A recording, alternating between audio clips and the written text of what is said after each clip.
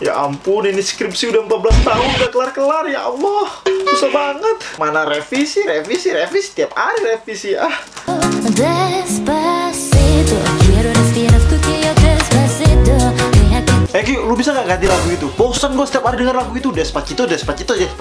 Gak ada lagu lain apa? Lah, kenapa? Orang lagunya bagus kok. Iya, lagunya bagus. Cuman lu tahu nggak? Itu liriknya porno. Liriknya tuh jorok. Tapi Ju, Nggak usah tapi-tapian. Pokoknya lu nggak usah puter-puter lagu itu lagi. Sakit kuping gue dengerinnya. orang gue denger pakai headset deh. Iya, walaupun lu pakai headset masih tetap kedengeran oleh gua. Pokoknya jangan lagu Despacito ya. Gue heran deh, kenapa sih semuanya harus lagu Despacito? Kayak nggak ada lagu lain aja.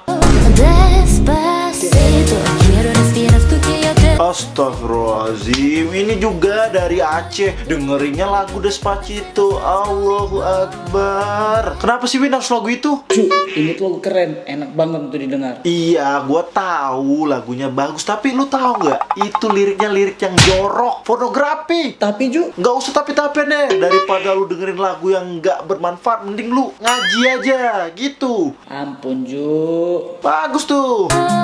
Despacito, respirar tu quiero despacito.